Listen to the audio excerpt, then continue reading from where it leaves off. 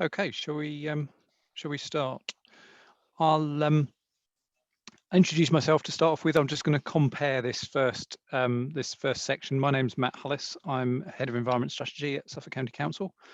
And just to give you an outline of what we're going to do in today's session, to give you a chance to find out a little bit more about what the County Council is doing in terms of its road to net zero. So you're going to be hearing from three of us this morning. In a moment, I'm going to hand over to Councillor Richard Rout, who's the Cabinet Member for Environment and Public Protection, who's going to give you an overview of what our ambition is and some of the work that we're undertaking at the moment.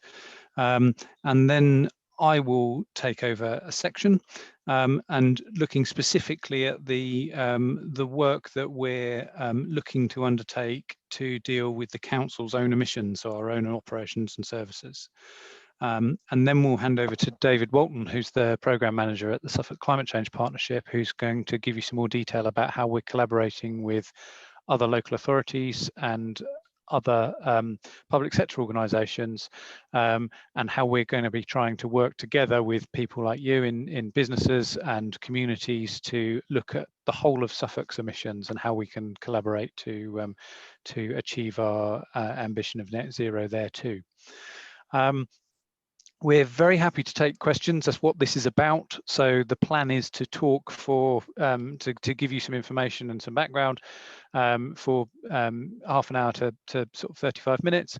And if at any point you want to ask us a question, then the best way would be for you to add comments using the Q&A function that we've got on this, and then in the background, Peter Frost will be able to look at those and collate those, and we'll be able to answer those towards the end of our presentations.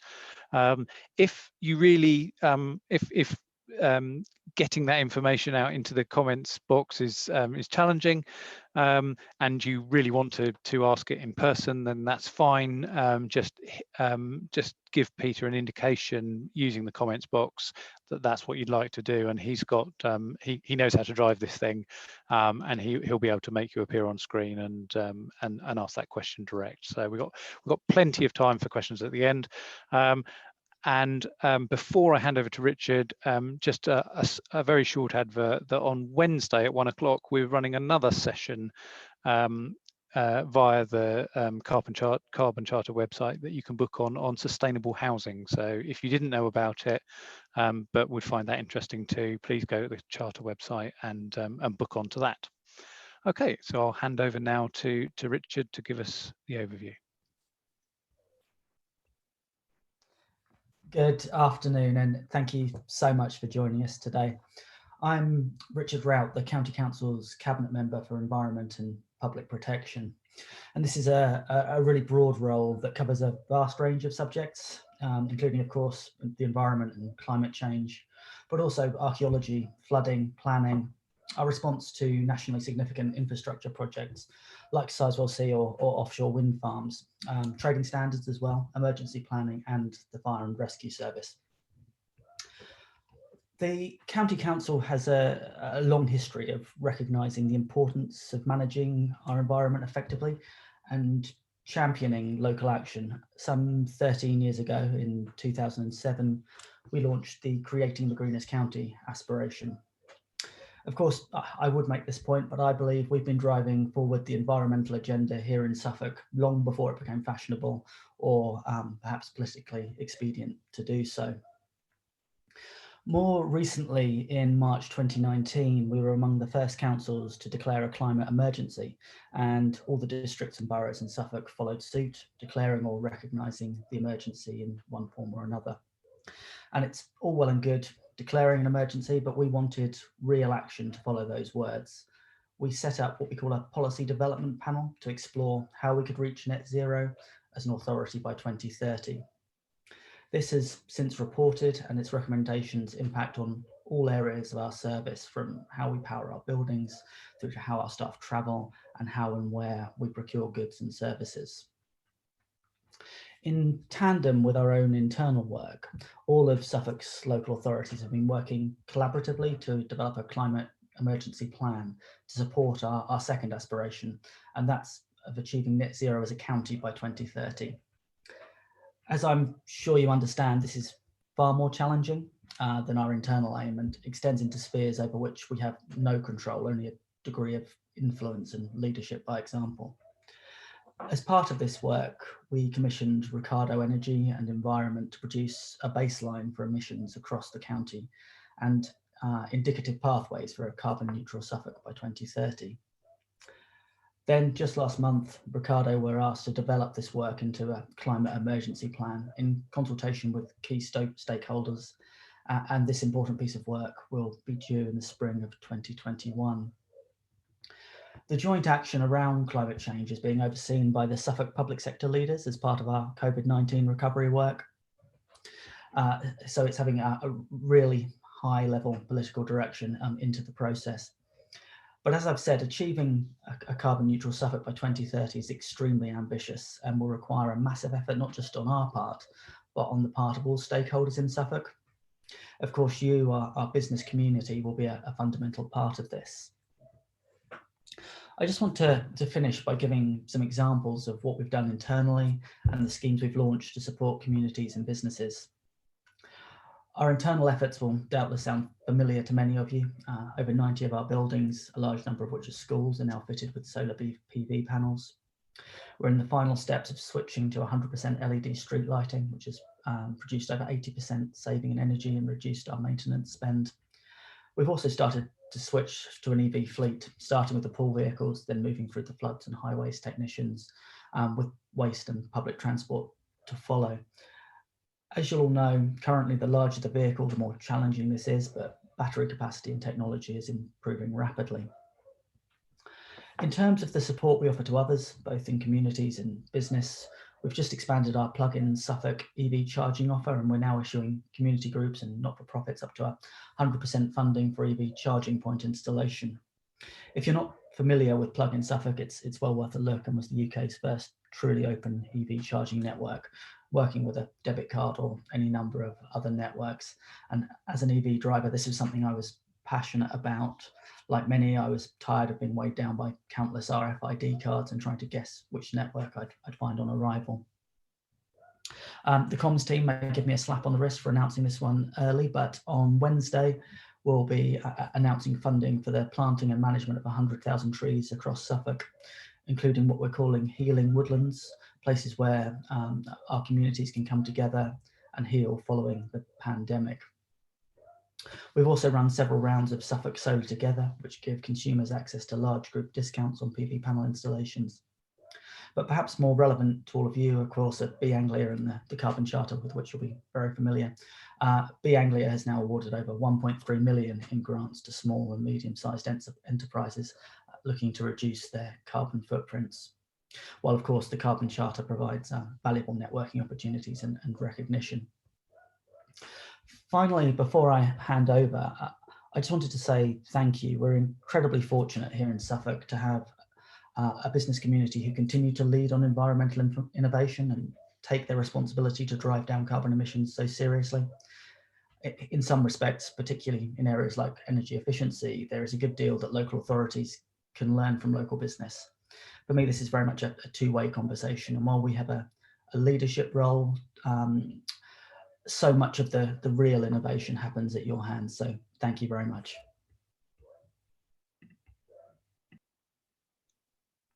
Thanks, Richard. We'll aim to take questions at the end, so keep them coming. We've got one already, so we'll collate all those together, and then hopefully we can group questions together if there are similarities. Peter, have you got the presentation? So I'm going to quickly run through a presentation now, talking about the emissions directly related to the county council. And so we've set ourselves the target of becoming, you can go straight onto the next slide. Thanks, Peter.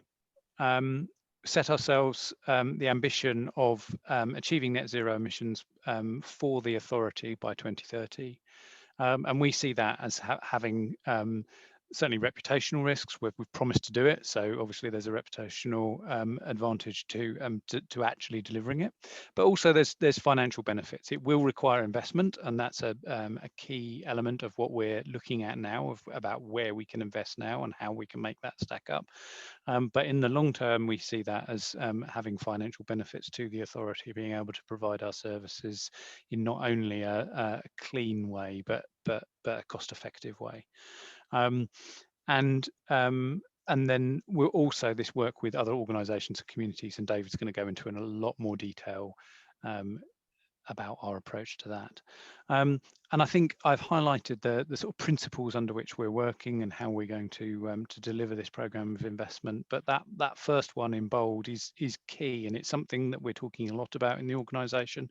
About we don't know how we're going to deliver net zero by 2030 in huge amounts of detail.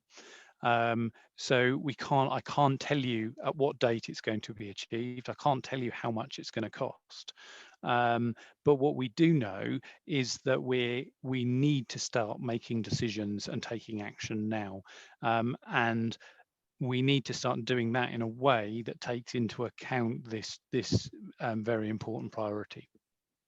So that's why all future policy and investment decisions have to be taken in the context of this climate emergency. We need to understand that. And something that brought it home to everybody in the organisation is we have a housing board looking at developing housing on our own land, and looking at the development of delivery of housing. If we build net zero capable homes now, there is a cost to that, to adding that to the design of those homes. There is a cost. But if we're looking at retrofitting homes that we don't do that to in the timescale that we've set ourselves, we've estimated that it will cost 5 times as much to do a retrofit. So actually, even though the cost is slightly more in the initial phases, with this ambition taken into account, there is effectively a saving in terms of being able to deliver on what we've promised to do. So there's just one example. Next slide, please, Peter. And hopefully this slide will answer a question that I saw flash up at the bottom of my screen, talking about Scope 1 and 2 emissions. So this is something that we're talking to lots of people in the organisation about, because it's a learning curve for many. I'm sure many of you have, being in the sort of businesses you are and being connected to the Charter, understand this in reasonable amount of detail. So we're talking about Scope 1, 2 and 3 emissions. So just to quickly run through in case, to make sure everybody's clearly understanding, on the left hand side there, we're talking about Scope 1 emissions. So that's fuel that you burn yourself. So you're purchasing the actual fuel and you're burning it yourself in a vehicle or in a boiler or what have you. So the gas that you buy, the petrol, diesel that you might buy to put into fossil fuel vehicles, are Scope 1 emissions. Scope 2 emissions are the energy that you use, that you purchase, but basically you've paid somebody else to burn the actual fuel. So electricity is the obvious example for that. If you're buying fuel, electricity that's has some element of fossil fuel generation. And then Scope 3 emissions are everything else. So emissions that embedded in the goods and services you have, emissions in some of the business travel, commuting, waste, water, all these other sorts of emissions that are slightly outside of the direct energy that you burn or use. And we have got some details, and there's a link on the next slide of to a cabinet paper that details a lot of what I'm talking about now.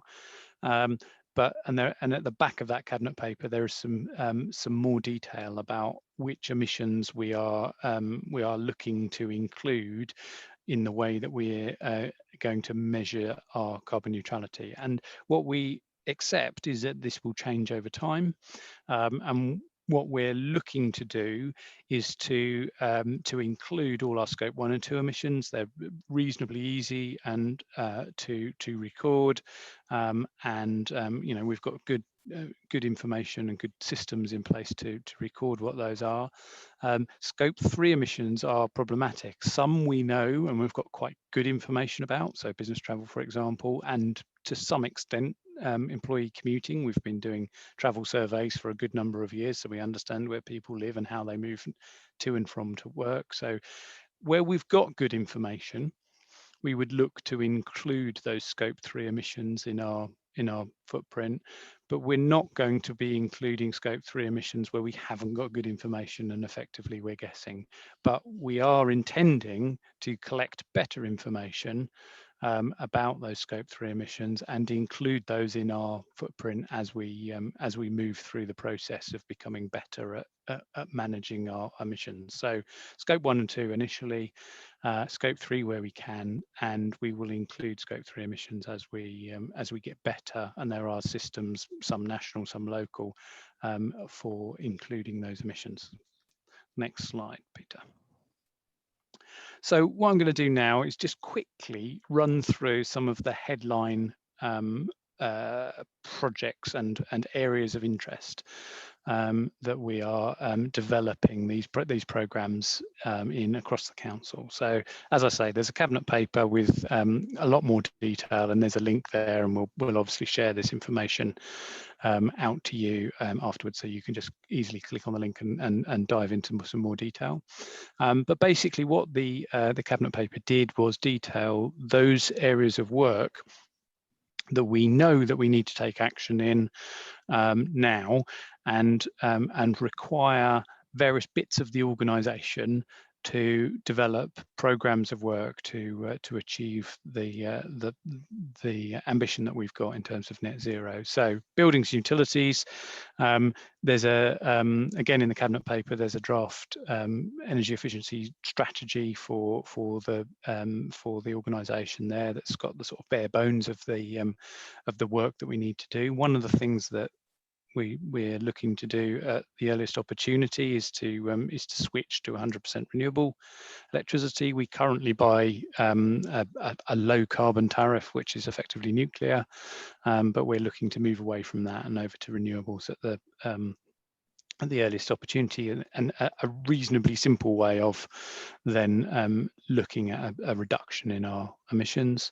But the much bigger challenge is the move away from gas and oil for heating. You can imagine the sort of estate that we've got, with which includes many schools, often off the gas grid, so they're still relying on oil for heating in some cases, and some of our bigger buildings, as many buildings are, rely on gas, and so obviously we're going to have to move away from that in order to achieve net zero by 2030, because you know, people often talk about hydrogen, but that's probably further away than 2030 as a potential green fuel to replace natural gas. So that's probably our biggest challenge in terms of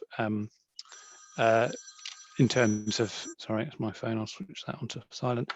In terms of our challenge for buildings, ongoing energy efficiency projects, we've been doing that for a long time, looking at lighting, insulation, all the rest of it. So we will continue to do that where it makes sense, and also looking at the new buildings we design.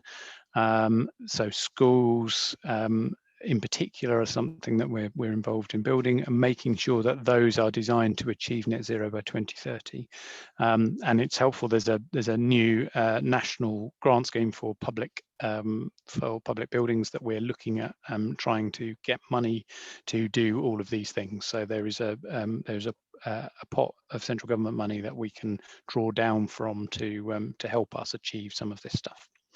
Transport, which is already mentioned, we've started the switch to EV. We have a number of electric pool vehicles, and some of our smaller service vehicles are now switched over, and our intention is to move to an EV pool fleet within the next 3 years, and to, as leases expire on existing service vehicles, we then look to as many as possible switch over to EV vehicles as we do that, and to put the infrastructure in place to do it. Some of that's dependent on how those vehicles are used. So we do assessments on how those vehicles, we obviously monitor mileage very closely, and try and match the way those vehicles are used to the capability of the EV vehicles that are on the market at the moment. And we expect over the next 3 years to be able to move many vehicles over to EV, the smaller service vehicles. We do run larger vehicles, especially within the sort of highways function, which obviously there aren't that many EV alternatives at the moment.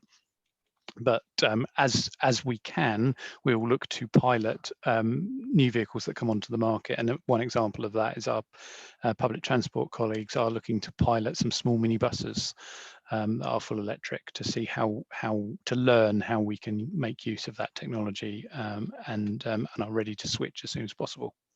Next slide, please, Peter. We have a very large farm estate. We're the third largest landowner in the county, and we are looking at how we can use that asset to help us on this journey.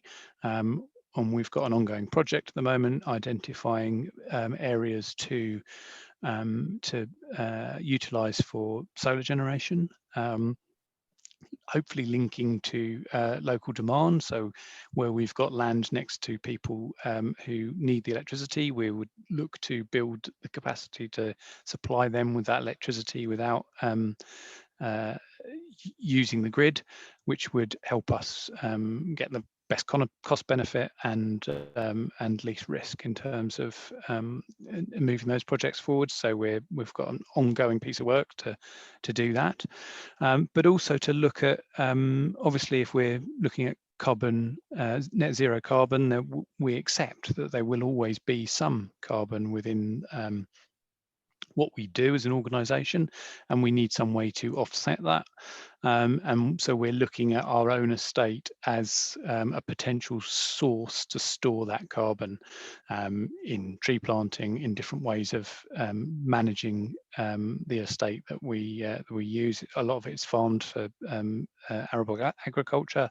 Are there different ways of doing that we could work with our tenants to explore, that allows us to use the estate to store that carbon? So again, working with our tenants to look at low carbon options.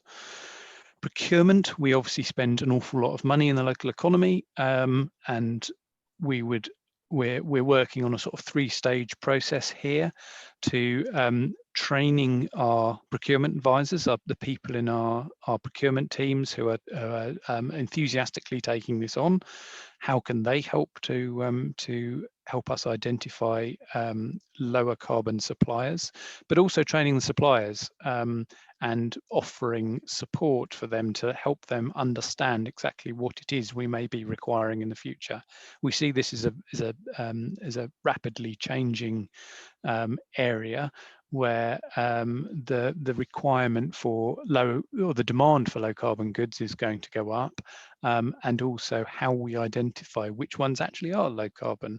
And the example I always use is food labeling. 20-30 years ago, it would be very difficult to tell how much salt or carbohydrate there was in a packet of sausages, but in a sort of in a reasonable way. But now it's very easy, because it's something that suppliers are required to put on their products, and you can make a decision about whether you buy low fat sausages or high fat sausages. And you can see how as this market develops, that's the sort of way that we will be able to determine and make good choices about the products that we buy, in line with our ambition. So we will look to move our contractual terms and guidance in that direction, in line with national developments, and as the market progresses, hoping to sort of take the lead and push the boundaries and make sure our suppliers are well versed in what's coming before it comes. And then obviously it's very important that we record and monitor that. This is where the Scope 3 emissions really come into play. Corporate strategy and policy, this is all about making sure that we're taking those good decisions and making sure that we're evaluating the impact of our decisions in line with our net zero ambition.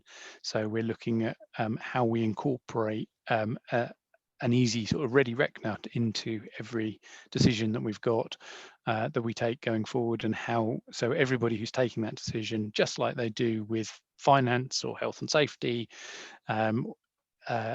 understand what its impact is on net zero. And we really fully realise that we're not going to be able to take every decision with a reduction in emissions. Sometimes it will be level or potentially even increasing in some areas because it bumps into other priorities that we have to deliver against. But we need to know that so we can take account of it in terms of how we manage the journey to net zero. And obviously working with our staff and councillors to make sure that everybody's on board, they understand what we're doing and how we're going to go about achieving it. So that's the end of my section, and I'm going to hand you over now to David Walton to take you through our work on a county-wide basis. Hello everyone, there we go, I can see myself. I hope you can see and hear me. Peter, could I have the next slide, please? Thank you. So as Councillor Rout was talking to you about earlier, we have two elements to our climate emergency declaration. One is what Matt's just been talking to you about, our target for carbon neutrality by 2030 across our own estates and operations. What I want to talk to you about now is our aspiration for a carbon neutral Suffolk by 2030. As Richard mentioned, extremely challenging. And an aspiration for which we don't have our hands on all of the levers to achieve. But nevertheless, we have been working on this agenda as a set of local authorities for some years, and so have been charged with developing a plan to work towards this aspiration. And we've been working with an environmental consultancy called Ricardo Energy and Environment on this plan that I've put the key points down for here on the first slide I'm talking you through. So the first three have been done, and the report which Richard referred to can be accessed from the Suffolk County Council website. Hopefully we can send you a link to that after this presentation. But that was to undertake an analysis of existing data on emissions across the county to provide a clear evidence-based baseline of where we are now. So where are we now using the data that we have to hand? Now the data is incomplete. It doesn't include aviation and shipping emissions, and it doesn't include consumption emissions, but nevertheless we are able to paint a picture of where we are on those direct emissions around domestic, so private sector households, around business, and around transport. And I'll show you a graph on where we are in a second. Second element was to understand the extent to which we can reduce emissions identified by the analysis. So the first is where are we now?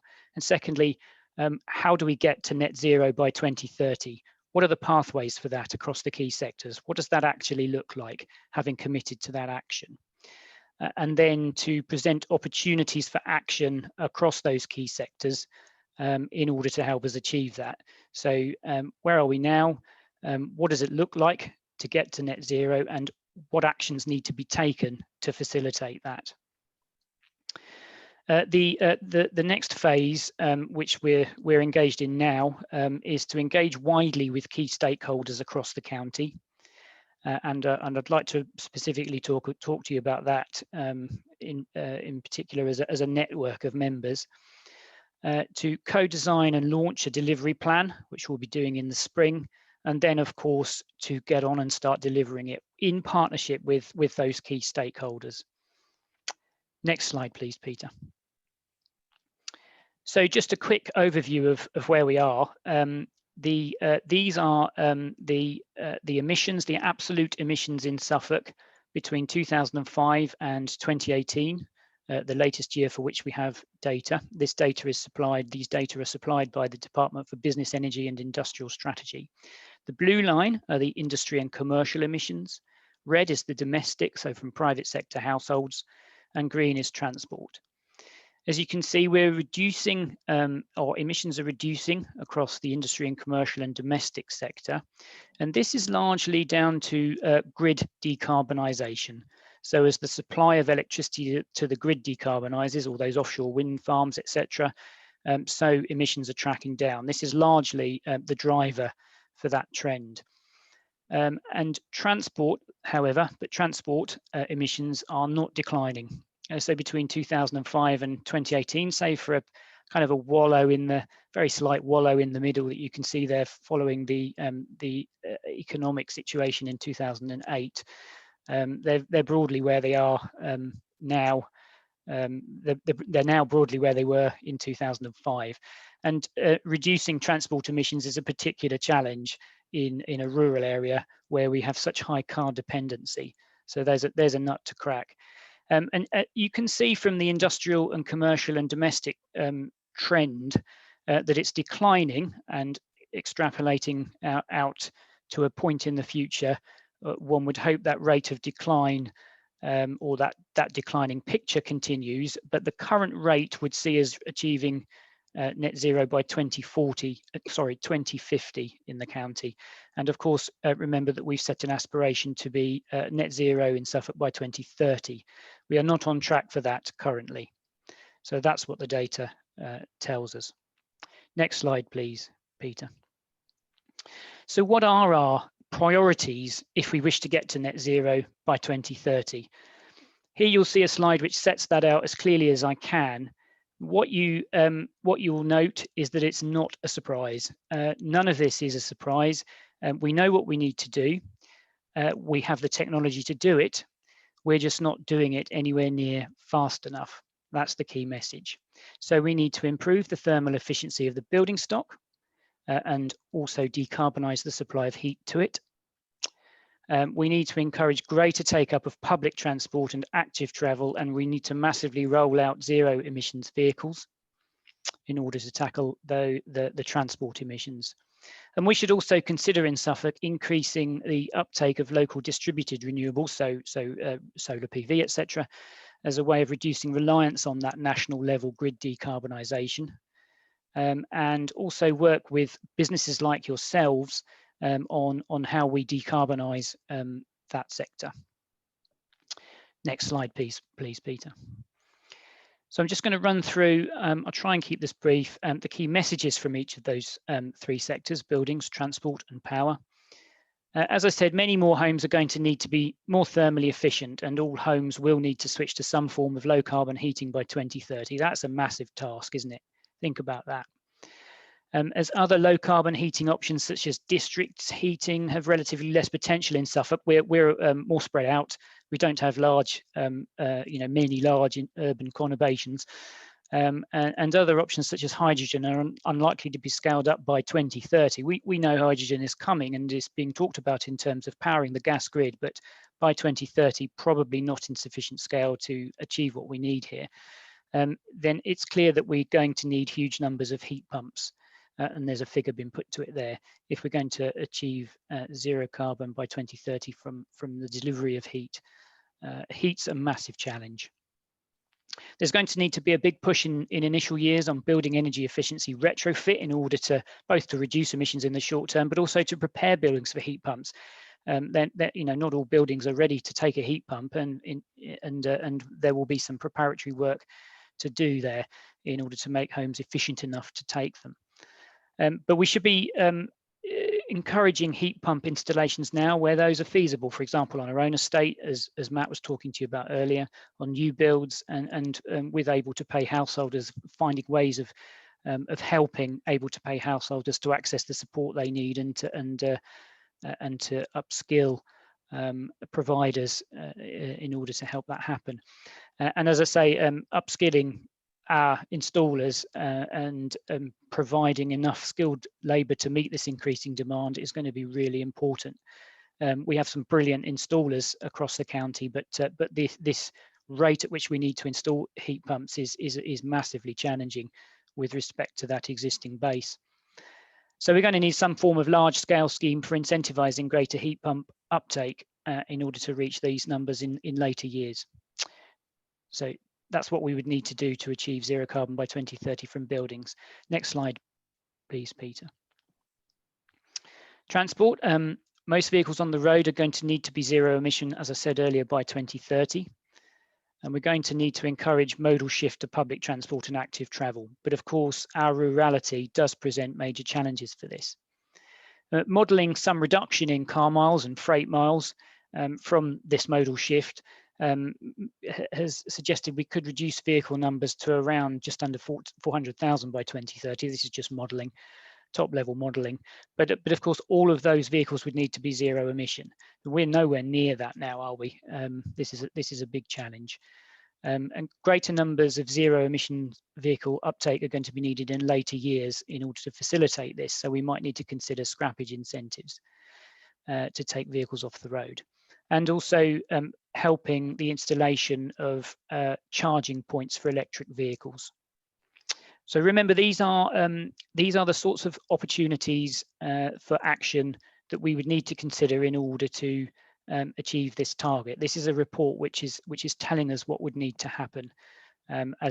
Please don't read any of this as commitments from the local authority state to do all of this, or to fund all of this. This is just what needs to happen. It's top level analysis at this stage. Next slide, please, Peter. In power, for Suffolk to be carbon neutral by 2030, the supply of electricity is going to need to fully decarbonise. That's fairly obvious. So both what feeds into the grid, but also creating more renewables within Suffolk for local use. We don't think that we can power Suffolk 100% from that, though. Some reliance on grid decarbonisation by 2030 is unavoidable. But increasing levels of distributed generation will help limit Suffolk's reliance on grid decarbonisation and manage the risk of not meeting the target. We just have to bear in mind that it can be less cost effective than large scale renewables, infrastructure scale renewables. Next slide, please, Peter. So we're now moving on to the next phase, which is to engage widely in order to build that plan of action for the Suffolk local authorities to work together around with key stakeholders. We'll be running a series of 6 workshops from early November through to mid-December, covering 6 key themes, and we're inviting local stakeholders to join us for those workshops to help us build the plan. Those are the subjects listed there. I won't read them out. You can see what they are. But for the 2 industry and commercial energy users workshops, we do need to hear from engaged businesses in the county. We would very much appreciate the voices of engaged businesses in this exercise. And so this is a direct call out really to businesses in the Charter network. Please give me a shout if you would like to participate in one of these workshops. There will only be 20 attendees on the day, but we'll be recording the workshops and making them available for comment for a period thereafter. So if you're unable to attend on the day, you wanted to attend, but you couldn't get a place or the date didn't work for you, don't worry about that. You'll be able to participate anyway, because we do want to hear from as many of you as possible. So if my email address can be provided after this this webinar, please do let me know if you'd like to be considered for that. Next slide, please, Peter. So the objectives of those workshops are to create a collaborative community of engaged stakeholders that will come with us into the delivery phase. So we want to hear from those of you that are really committed to this agenda and want to help us to move forward on it. So it's as much about creating a collaborative community as hearing from you, but then also to use it as an exercise to generate priority actions with indicative targets, which we can then take forward into the plan. So that's the idea. The ideal would be that we'd achieve those 2 objectives through the workshop sessions, and I've just put up what the structure of the workshops will be. Next slide, please, Peter. This is the last slide. We will then be producing a plan in spring, which we'll then go on and deliver. And the actions in the plan will include their expected impact, the indicative costs of them, how we might be able to deliver them, and who's going to be involved in that. So it's a plan of action, the Suffolk Climate Emergency Plan, to help us achieve this aspiration.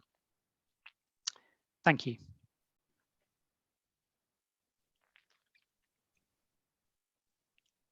Great. Thank you, David. So that's the end of the presentations.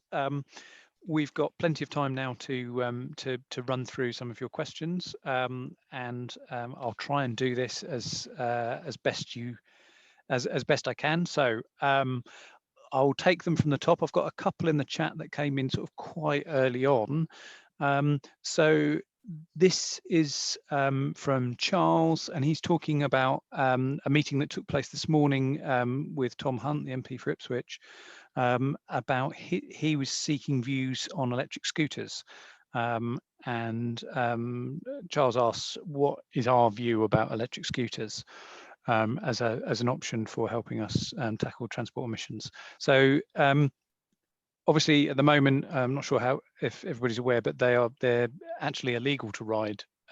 So a privately owned electric scooter is illegal to ride on the road or pavement or cycle lane, and it's legislation catching up with the fact that they exist. I think is probably the key problem there. The government is looking to run trials, I believe, next year with hire vehicles that sort of get round the issue of their illegality. And I know that is something that our transport strategy colleagues have been looking at, about how they potentially could be involved in a trial, and whether any of and it was probably going to be urban focused, whether any of the towns in Suffolk would be suitable for hosting a trial of that sort, because obviously a small electrically powered vehicle that's connected into renewable energy is could potentially be really useful in encouraging people to move away from fossil fuel transport, but there will be challenges in terms of how they're managed as a new form of transport. So it's something we're actively looking at as a potential way of helping us out. The next question is from Rebecca about net zero and scope 1, 2, and 3, which hopefully I answered. Please let me know if I didn't. And then I'm moving across to some more Q&A, so I'll take these. So Laura's asked a couple of questions about waste. Incinerating rubbish for power is one of the least efficient ways to produce power, as well as producing massive amounts of toxic emissions. How are you planning to move rubbish disposal away from such an outdated disposal method? So one of the reasons we do incinerate our rubbish now is because of the way that the government legislation and regulation pushed us away from the way we used to do it, which was landfill. And we were encouraged through tax incentives to move away from that, partly because landfill is so damaging in terms of emissions, greenhouse gas emissions, that is. So landfill produces an awful lot of methane, which is, as many as you'll know, 20 plus times more damaging than carbon dioxide. So so actually moving from landfill to waste incineration, whilst not obviously the perfect solution, when aligned with more recycling and composting, is actually better than what we used to do. But we do accept that obviously it's not the final destination on that journey. So there is still some work to do in terms of increasing the amount that we recycle, but probably thinking much more about how we can work as a society to make sure we design things that aren't thrown away. So a much more circular economy approach. So we're not spending money processing recycler or putting stuff into energy from waste plants as the only reasonable solution left. So as an aside, there aren't toxic emissions coming out of the top of those. It's a very, very heavily regulated industry, and the emissions are cleansed out of that. So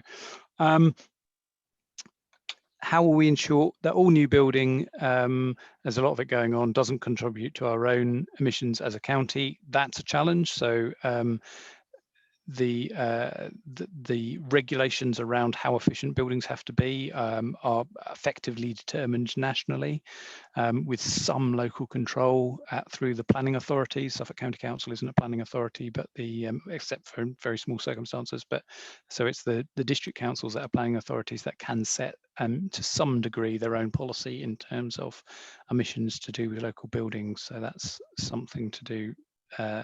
More to do with them. I think, David, this might be one for you about pathway 3 in the Suffolk Climate Emergency Action Plan. Are you happy to take that? Yeah, I can take that. I'd need perhaps a bit of clarification on what you're referring to. I appreciate this is in the Ricardo Energy and Environment Report. Oh, I've got to start my video. So I wonder if that clarification can come through and I can answer it in a few minutes. I assume you're referring to the more ambitious pathway, and it's not really for me to say. I mean, I obviously we need to do as much as we can to achieve carbon neutrality by 2030, but the decisions around the level of ambition and the actions that we can commit to will be taken through the exercise of drafting the plan, and which will then need to go forward to agreement by all the local authority members. I don't feel that's answered your question completely, but if you can clarify exactly what you're referring to, then I can perhaps give you a bit more detail in a few minutes.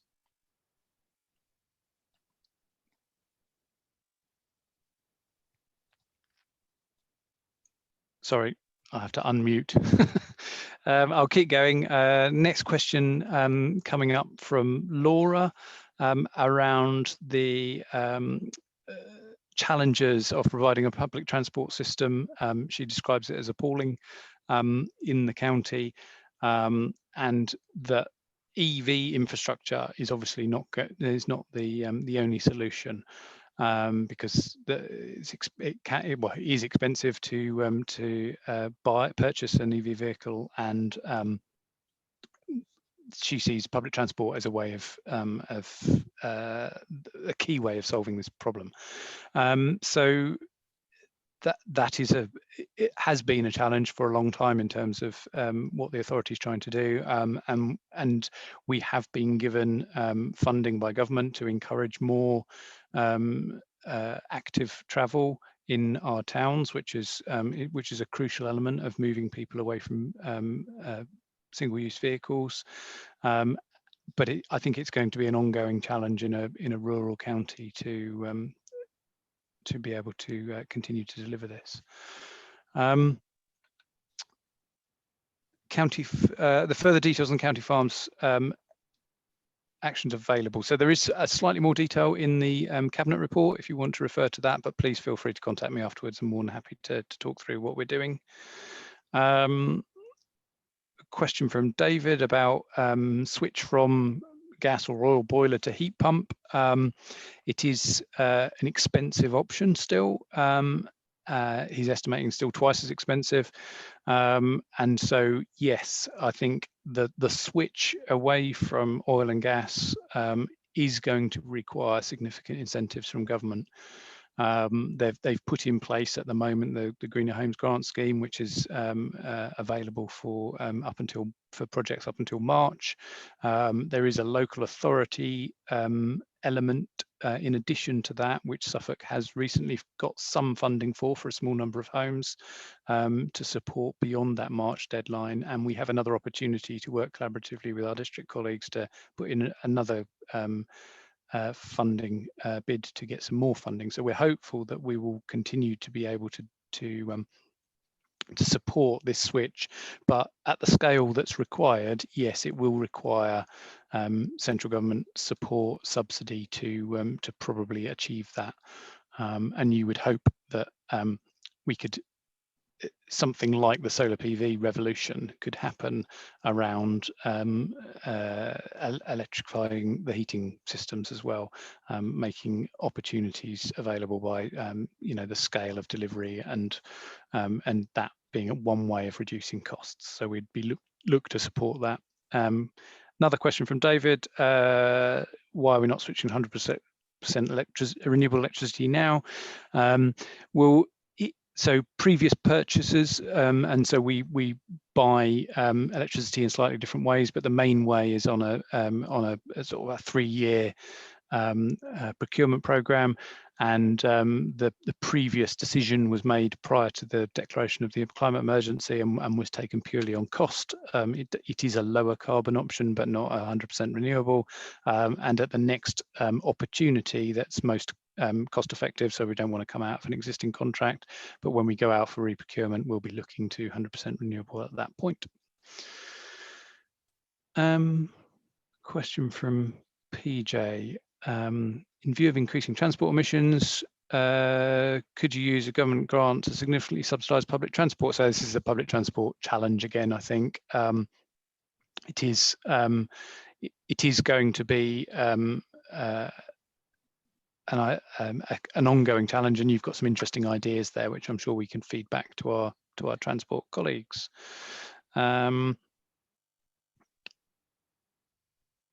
So lots of questions. Laura: how can groups find out more about land purchase?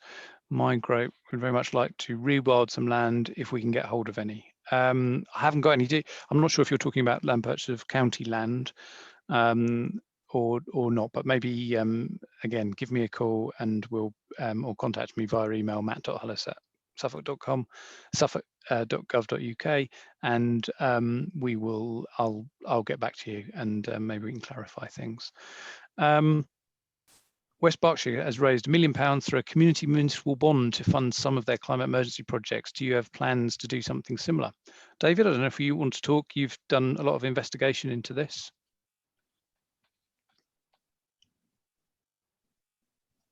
Yes. Can you hear me? Yeah, I really like the community. Oh, I'll start my video. I really like the community municipal bond approach, and yes, I've been talking to Abundance about this in connection with some of the projects that we'd like to fund, and actually was talking to them only earlier in the week with the project manager that's looking at our estates and operations, with a view to seeing whether we can look to raise a bond to help us fund some of that.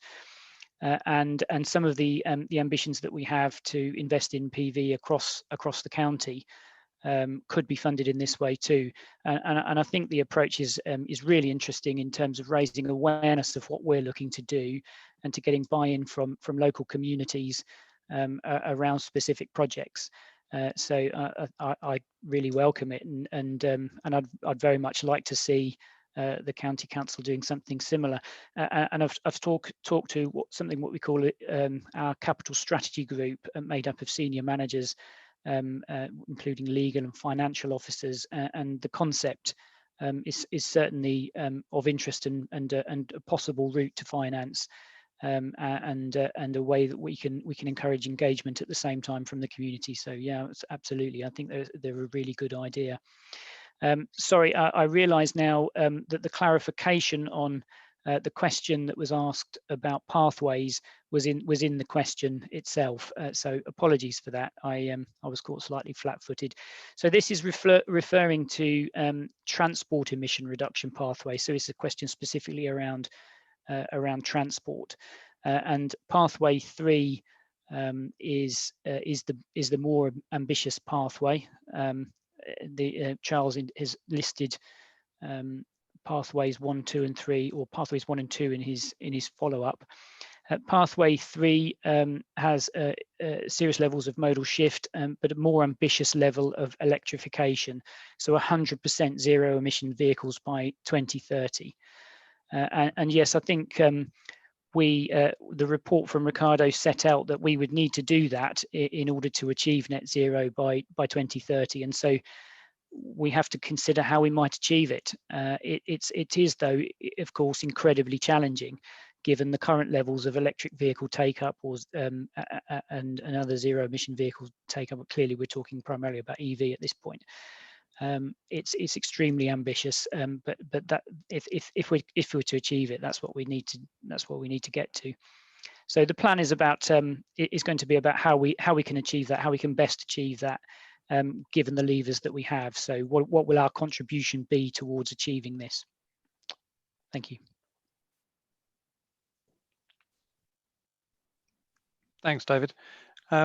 Laura's followed up on the question there about rewilding. Will there be any restrictions on us rewilding any land we purchase?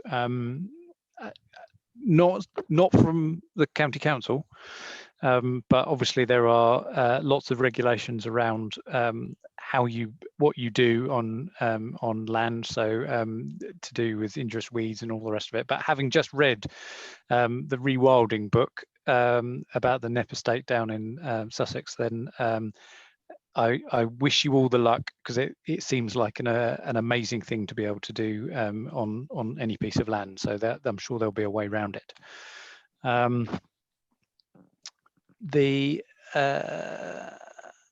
Coming up for some more questions here. So we've got the council has a significant number. Question from Adrian. Council has a significant number of employees who travel to work in their own vehicles. If well organised, the council could organise bulk deals for large numbers of employers on probably public transport, I imagine that says. Actually, we already done that. We're already doing that. We have been for since we moved into the building about 15 years ago. So we, the way it works is we charge our staff to park their cars, we ring fence all that income, and we recycle that back into benefits to encourage more sustainable and active travel. So our staff can get 50% off train fare, 50% off bus fare. They can use the park and ride for free. We organise bike repair workshops. We provide showers, all sorts of things using that money. So and we've extended the cycle facilities in our building 4 times since I've been looking after that particular area. So it is very successful and it does work, and it's an excellent way of encouraging behaviour change.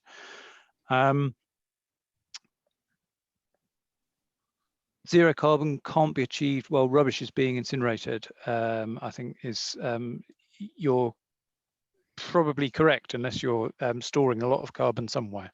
So we've got electric vehicles, home chargers, electricity from renewable companies, etc. Also, employees could be offered electricity at work to charge up their vehicles at reduced rates or free.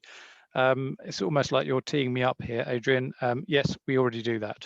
As well, so we do provide electric vehicle charging facilities at the office too, that staff can use. And I think I've come to the end of the questions, unless anybody, and we're a minute away from finishing. So maybe I hand back over to Richard to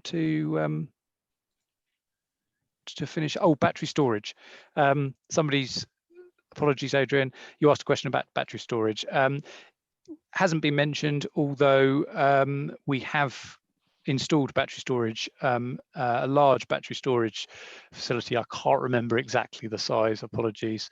Somebody else might be able to jump in and tell me, but on Constantine House, which is the big building attached to the bus station opposite Endeavour House. We've had that installed for about a year, and David has also facilitated a project with the Hold, which is the new building being constructed opposite the university, where we are putting battery storage aligned with some PV that David also facilitated on the top of that building. Or the top of the university, to bring those things together. So that's something we're actively doing. Richard, would you like to summarise the session? Or Thanks, Matt. I don't know if I'll be able to summarise the whole session. There's been a really wide-ranging discussion, and I'd love to have the opportunity to discuss more the conversations we've been having around public transport, which I think is one of the key challenges we face, particularly in a rural county.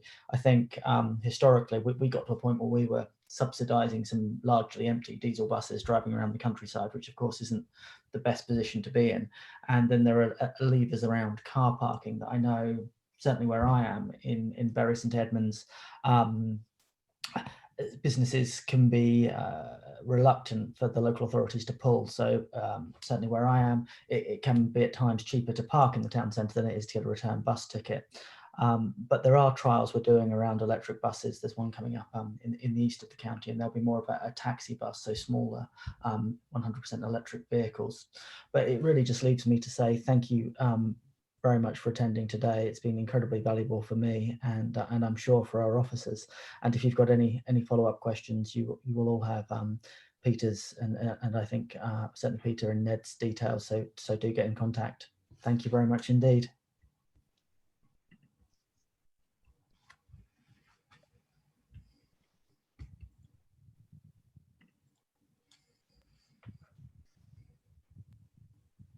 okay, thank you very much for coming, and hopefully you can come to the next meeting on Wednesday. Thanks for being members of the Carbon Charter. Goodbye.